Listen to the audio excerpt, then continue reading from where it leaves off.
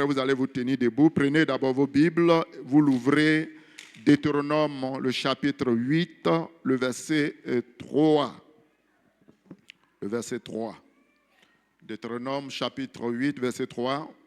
Voilà, si vous avez déjà noté le texte de base, la référence biblique, voilà, vous vous tenez debout et nous allons faire la lecture. Nous allons lire un seul verset. Deutéronome 8, 3. On se tient debout, s'il vous plaît. On aura le temps de nous asseoir pour écouter la parole de Dieu. Il t'a humilié, il t'a fait souffrir de la faim et il t'a nourri de manne que tu ne connaissais pas et que n'avaient pas connu tes pères, afin de t'apprendre que l'homme ne vit pas de pain seulement, mais que l'homme vit de tout ce qui sort de la bouche de l'Éternel. Voilà, je vais prier. Seigneur, merci pour l'occasion que tu nous donnes de pouvoir écouter ta parole. Je prie au nom de Jésus que cette parole tombe dans de bonnes terres, que cette parole soit reçue et qu'elle soit mise en pratique. Bénis ta parole dans nos vies. Accompagne cette parole par la puissance du Saint-Esprit pour donner autorité à cette parole dans nos vies. Que cette parole produise beaucoup de fruits pour la gloire de notre Dieu. Au nom puissant de Jésus. Amen. Voilà, merci de vous rasseoir. Alors, Deutéronome 8.3 que nous venons de lire nous rappelle que le peuple de Dieu a vécu l'épreuve du désert pour apprendre que l'homme ne vit pas seulement de pain, mais de tout ce qui vient de la bouche de Dieu, c'est-à-dire de la parole de Dieu. Alors, ce texte ou ce passage biblique est également repris par le Seigneur Jésus lorsqu'il a été tenté par le diable dans le désert. Et je cite Matthieu 4, le verset 4. Jésus répondit, « Il est écrit, l'homme ne vivra pas de pain seulement, mais de toute parole qui sort de la bouche de Dieu. » D'où le thème que je vous propose ce matin, l'équilibre alimentaire. C'est là mon thème. L'équilibre alimentaire. Alors, mon objectif est d'établir un parallèle entre la nourriture physique et la nourriture spirituelle. C'est de montrer que de la même manière que nous aimons la nourriture naturelle, c'est de cette même manière que nous devons aussi aimer la nourriture spirituelle. Alors, le message sera développé en deux parties. La première partie, nous parlerons de la nourriture naturelle ou physique. Et la deuxième partie, nous parlerons de la nourriture spirituelle. Alors, qu'est-ce qu'un équilibre alimentaire?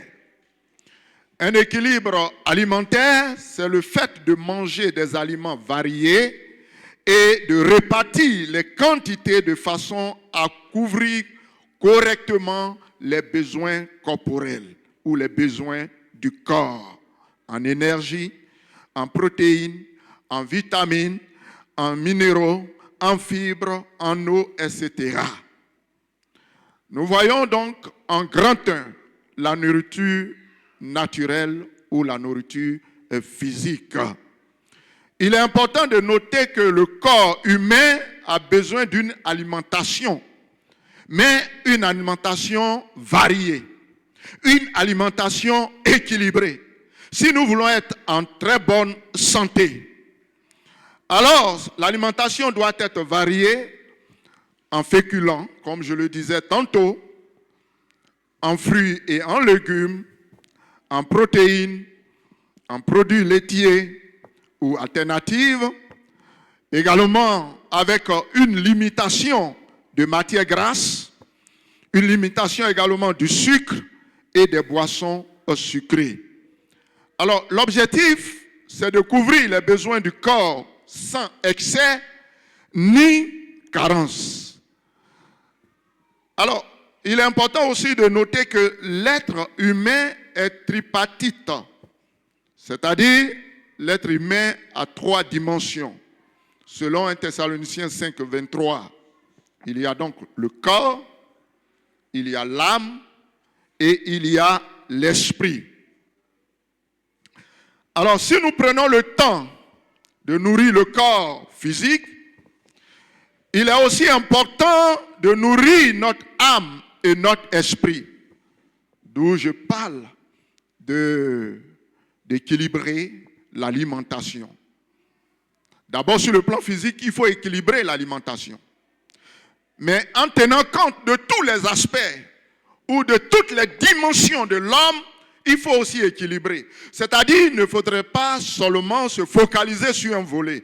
Il ne faudrait pas seulement prendre le temps, nourrir le corps, seulement le corps. Et puis, négliger le volet spirituel ou le volet immatériel de l'homme. Les deux, ou je dirais les trois, ont besoin d'une alimentation. Donc, nous devons être équilibrés dans notre alimentation. Malheureusement, nous constatons que plusieurs personnes mettent l'accent, mettent le volet sur le corps, sur le physique, sur la nourriture physique et négligent le côté spirituel, négligent le côté de notre âme, négligent la nourriture qui donne la force, qui donne la vie, qui donne la vigueur, qui renouvelle, qui fortifie et qui donne le courage. Ils négligent cela. D'où je vais établir l'équilibre. Je veux nous amener à considérer tous ces aspects. Oui, nous prenons le temps, c'est compte tenu du temps, je n'ai pas cité tous les aliments en détail. Voilà, en parlant des féculents, de quoi il s'agit, en parlant des aliments laitiers, voilà, en les citant les protéines, il y a protéines animales, protéines végétales, tout ça là, je voudrais vous épargner. Parce que mon objectif, c'est de mettre beaucoup plus l'accent sur le volet spirituel concernant la nourriture. Alors, c'est pourquoi Jésus a dit ceci en citant Deutéronome 3, 8, 3 que nous venons de lire tout à l'heure, que l'homme ne vivra pas de pain seulement, mais de toute parole qui sort de la bouche de Dieu. L'homme ne vivra pas de pain seulement. À la place de pain, mettez tout ce que vous mangez. Plakali, bolo, quoi encore, kongondé, quoi encore, garba, quoi encore, tchep, le tchepdjen. Il y a quoi encore? Le foutou.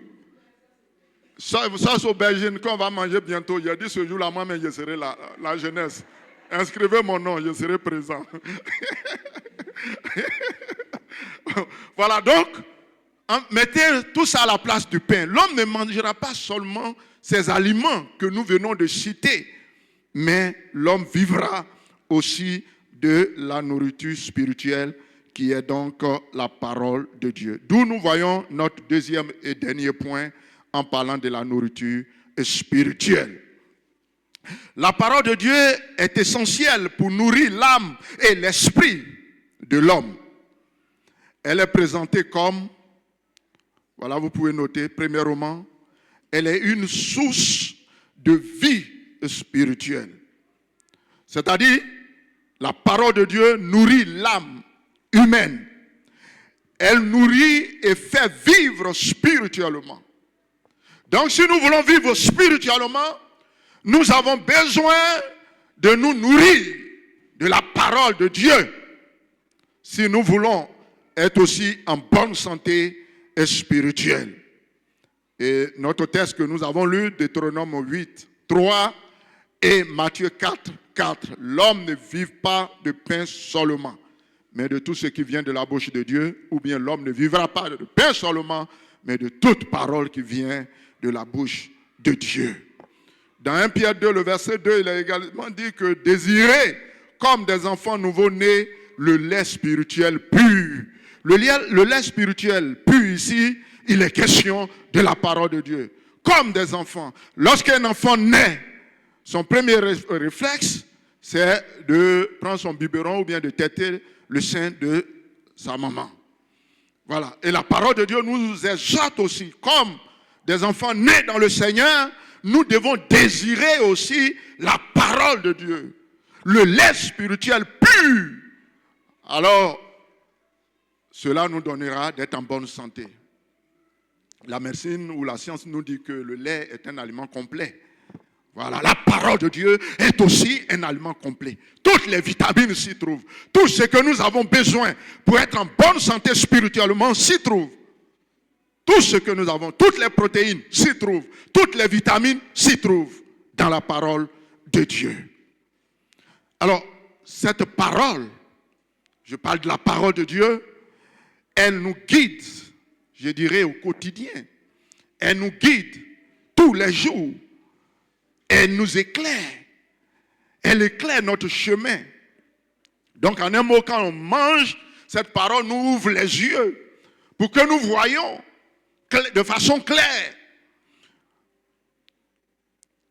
Alors, il a dit ceci dans Psaume 119, le verset 105, 119, 105, Psaume. La parole est une lampe et une lumière sur notre chantier. Et une lampe à nos pieds et une lumière sur notre sentier. Bien-aimés frères et sœurs, c'est pourquoi il faut aimer la parole de Dieu. C'est pourquoi il faut aimer la parole de Dieu. La parole de Dieu est également une âme spirituelle. Elle nous protège contre le doute, contre le mal, contre les puissances des ténèbres. Elle nous donne d'avoir la victoire sur nos ennemis, car elle est comparée à une épée à double tranchant, selon Éphésiens, le verset Éphésiens 4, 12, si je ne me trompe. Voilà, oui c'est ça, Éphésiens 4, 12. Elle est comparée à une épée à double tranchant. Et quand nous lisons Éphésiens 6, le verset 17, il est dit que la parole de Dieu, c'est l'épée de l'esprit. La parole de Dieu, c'est l'épée de l'esprit. Et donc, elle nous donne d'être victorieux. Et c'est la parole que Jésus a utilisée pour vaincre le diable lorsqu'il a été tenté par Satan dans le désert. Jésus a utilisé la parole pour le confondre. Il a utilisé la parole pour contrecarrer ses actions, ses plans diaboliques. Jésus a utilisé la parole. Et c'est cette parole, bien-aimée, qui peut te donner la victoire sur les ennemis qui se lèvent contre toi.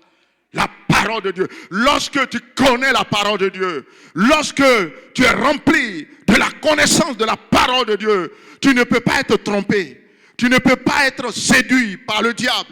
Le diable ne peut pas t'amener sur un terrain pour t'égarer parce que tu es éclairé par la parole de Dieu. Et tu utilises cette parole comme une épée pour aller contre le diable en proclamant la parole de Dieu, en citant la parole de Dieu, en connaissant la parole de Dieu. Il ne pourra pas résister à la parole de Dieu. Il fuira loin de toi, bien-aimé. D'où l'importance d'aimer la parole de Dieu. Et cette parole également est un agent de transformation. Elle transforme. Non seulement elle nous transforme, mais elle purifie et elle renouvelle nos pensées. Selon Hébreu. Voilà, tout à l'heure, j'avais dit Éphésiens, quand je citais une pensée, je crois que c'est Hébreu 4, 12. Voilà, Hébreu 4, 12. Il est dit qu'à la parole de Dieu est vivante et efficace, plus tranchante qu'une épée quelconque, à deux tranchant, pénétrant jusqu'à partager âme et esprit, jointure et moelle. Elle juge les sentiments et les pensées des cœurs. Lorsque la parole de Dieu vient, elle établit la justice. Lorsque la parole de Dieu vient, elle sépare ce qui est vil de ce qui est précieux. Lorsque la parole de Dieu vient, elle sanctifie, elle purifie. La parole de Dieu transforme nos cœurs, transforme nos pensées, bien-aimés. C'est pourquoi nous devons aimer la parole de Dieu.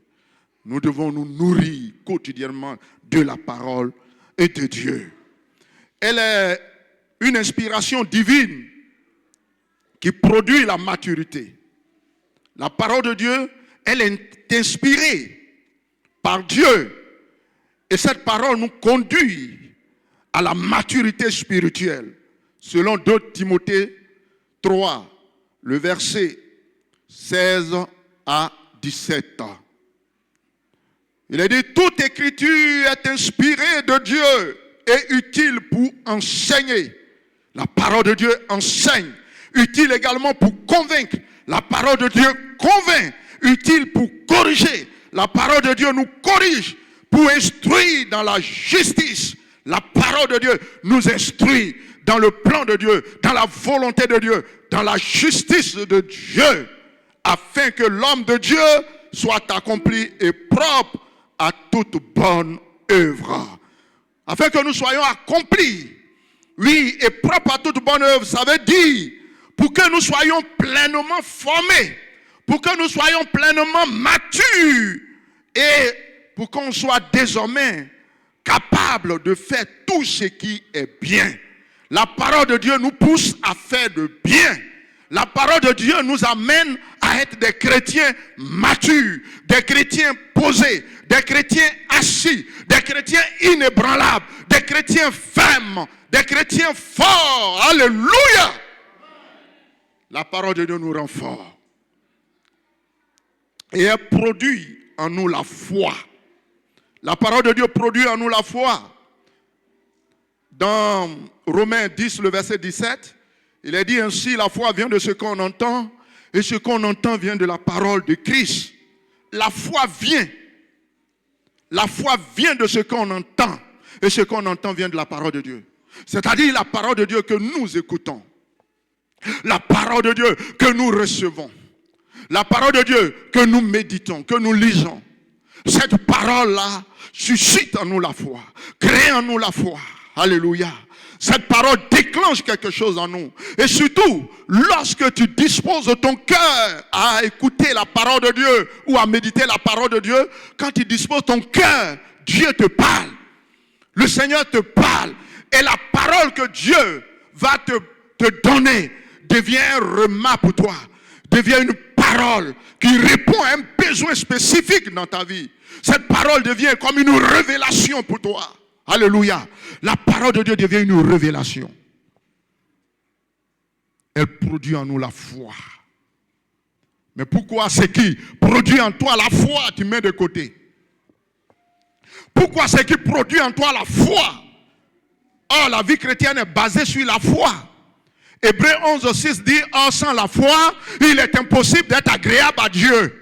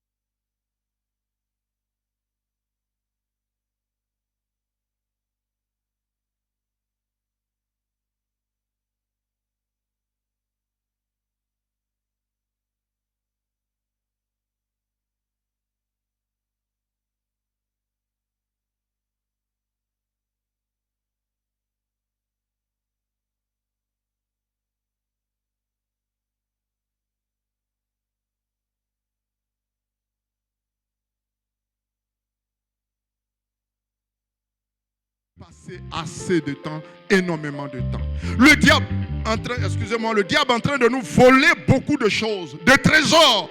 Il est en train de nous voler, il est en train de nous distraire. Peuple de Dieu, réveillons-nous, réveillons-nous, réveillons-nous, réveillons-nous, réveillons-nous. Jésus revient bientôt, Jésus revient bientôt. Réveillons-nous, comme le pasteur l'a dit tout à l'heure dans le témoignage qu'il a rendu, le songe qu'il a eu. Jésus revient bientôt, Jésus est à la porte. Réveillons-nous. Considérons la parole de Dieu, aimons la parole de Dieu. C'est la clé, la parole de Dieu, c'est la clé du succès et de la sagesse. La parole de Dieu nous conduit au succès. Aujourd'hui, beaucoup d'enfants de Dieu échouent dans tous les domaines, même d'ailleurs de leur vie, ou dans plusieurs domaines de leur vie. Mais ils ne prennent pas le temps d'aller à la lumière de la parole de Dieu pour que Dieu leur parle, pour que Dieu les situe, pour que Dieu les éclaire, afin de continuer les marches. Mais ce qui doit nous éclairer, où Dieu veut nous parler, on laisse ça de côté. Il est dit ceci dans Josué 1, le verset 8. Dieu a dit à Josué que ce livre de la loi ne s'éloigne point de ta bouche. Médite-le jour et nuit pour agir fidèlement selon tout ce qui est écrit, car alors tu auras du succès dans tes entreprises. C'est alors que tu réussiras. Et vous pouvez voir également Psaume 1, 1 à 3.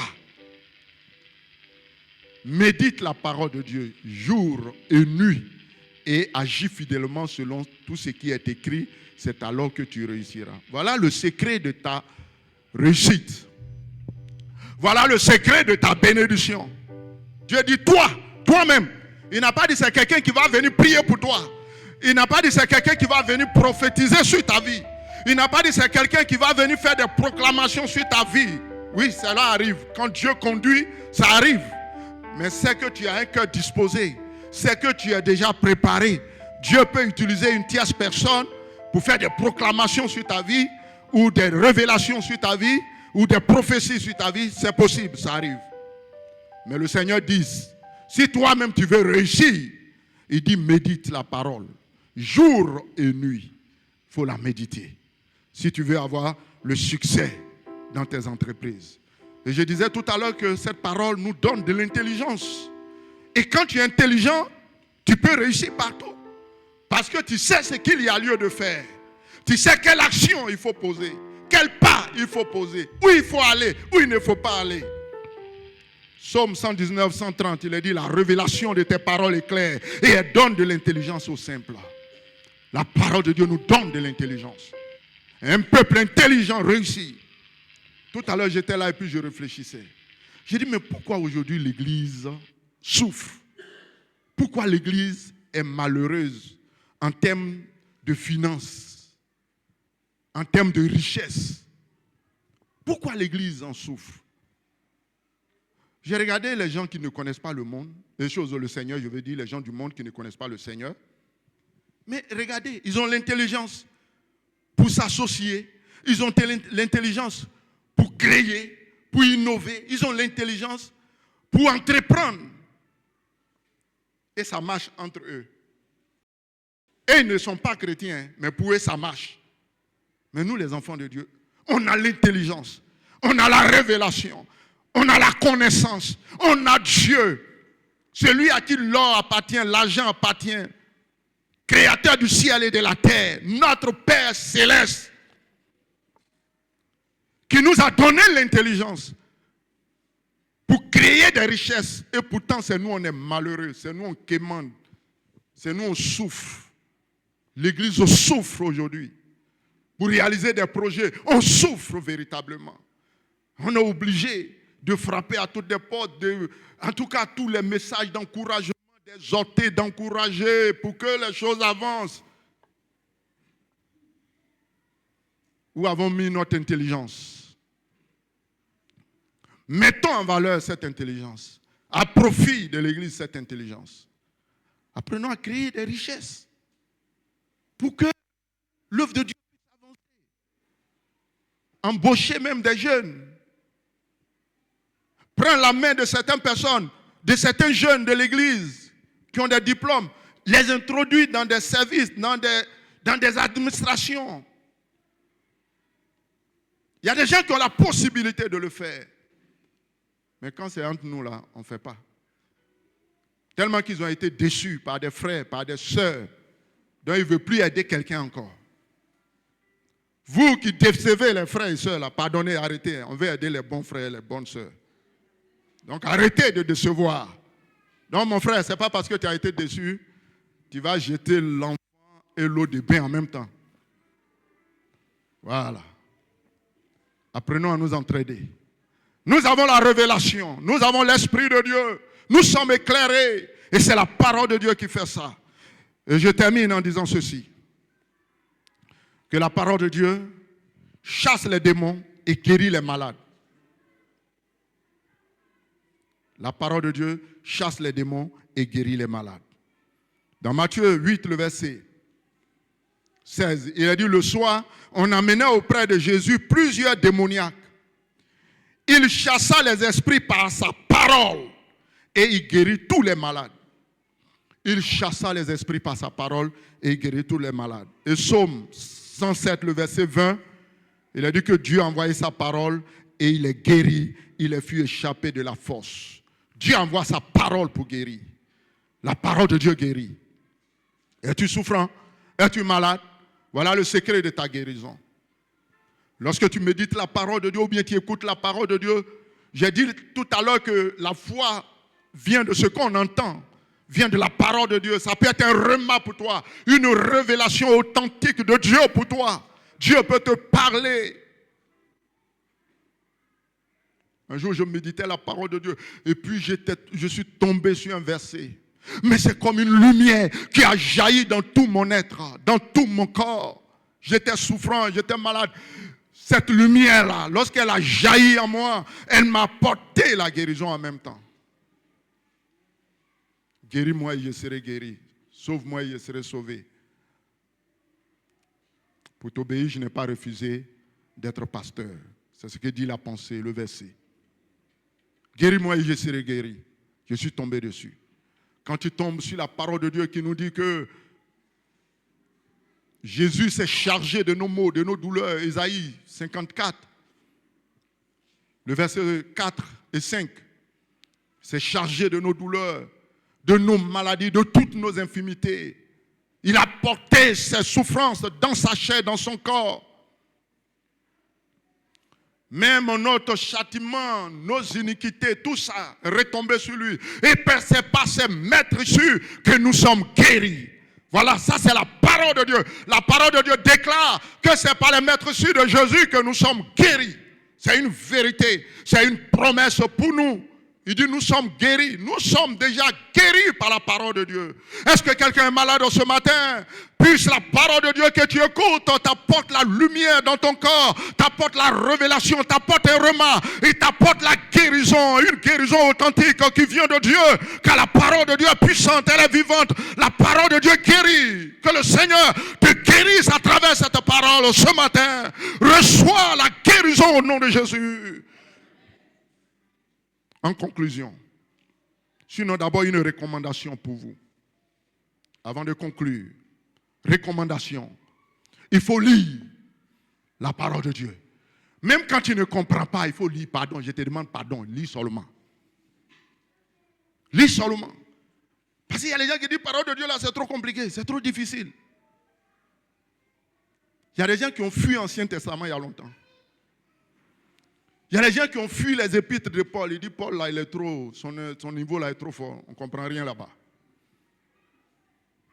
Et ils sont dans les 4 évangiles. C'est là-bas, ils naviguent seulement. Ils tournent là-bas seulement. Mais c'est tout qui fait la Bible. Ancien et Nouveau Testament.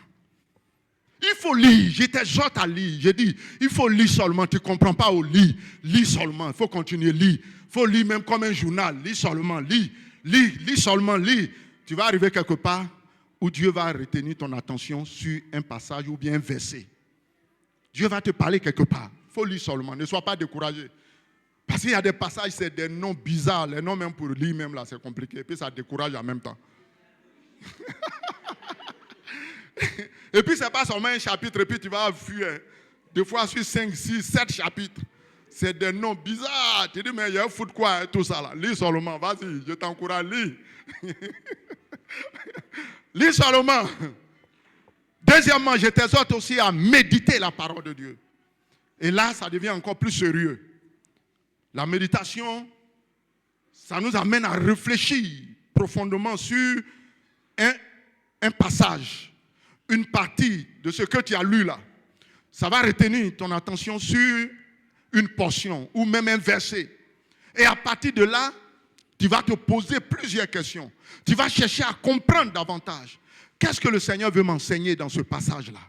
De quoi parle le passage? De qui parle le passage? Qu'est-ce que cela m'enseigne?